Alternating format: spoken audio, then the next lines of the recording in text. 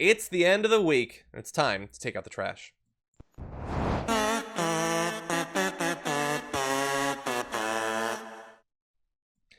Okay, so we've got our garbage people of the week, as well as your picks from the audience. But we're going to let Brett go first. Brett, who is your garbage person this week?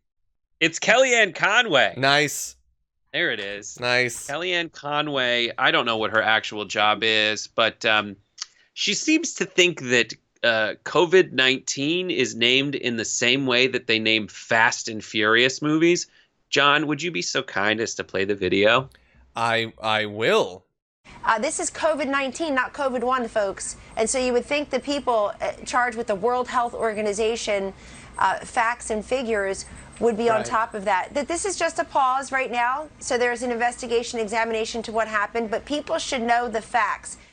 Kellyanne Conway is a garbage person for this reason. She thinks that she's trying to argue. I don't know what she's trying to argue, but she's trying to argue that this is COVID-19, not COVID-1, folks. Kind of implying that this is the 19th coronavirus disease that there is. That's not why. COVID-19 is called COVID-19 because it's a coronavirus disease that emerged in 2019. That's how it works. By her logic, there has been one COVID a year since either year 2001 or, who knows, since year one, since the first year. Maybe Jesus died not from coronavirus, but not from being hanged by a crucifix, but from coronavirus. Maybe that's it. That's her logic. It's so frustrating. It's so stupid. And again, it's one of those things where, like, I don't know, like, coronavirus is a bad thing. And you, even if I told you all the reasons it's a bad thing and all the reasons that every step we've taken along the way, that some people, just because I like them more than I like Trump, they have made mistakes as well. But all Kellyanne Conway wants to do is strangle Kayleigh McEnany. Like, just, you looked exactly like me 458 years ago. Okay. It's true, because she was born maybe that's why she was born in the year one and she's been kept alive. I mean, the other thing is maybe, I don't care. It's all looks based. Sorry, my bad. But she wants to strangle Kayleigh McEnany.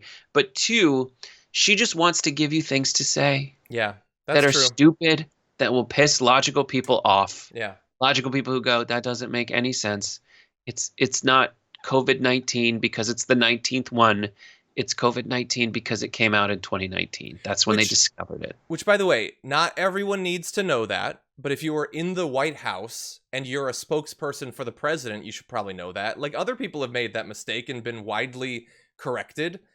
We're months into this. There's some basic stuff you need to know about this. That's one. I would say the fact that it's far more both lethal and easy to transmit than the regular flu. These are some basic facts that you need to understand about this thing.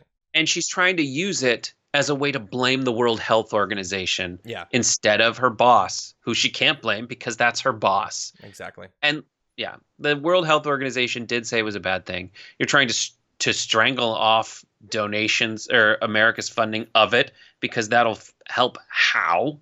We ignored their recommendations.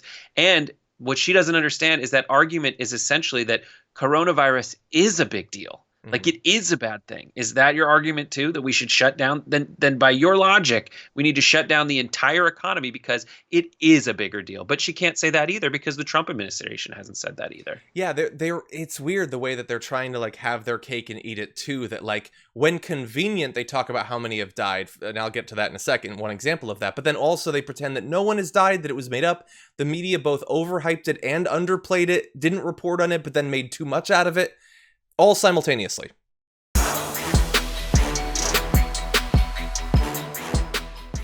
Check out the Damage Report podcast each day, wherever you get your podcasts, whether Pocket Casts or Stitcher or iTunes. You can join me as I give you the news and stories you want, with a range of co-hosts and interview guests jumping in on the fun each day. Again, that's the Damage Report, wherever you get your podcasts. And if you get them at iTunes, don't forget to rate and review. Sometimes I'll read them live on the show.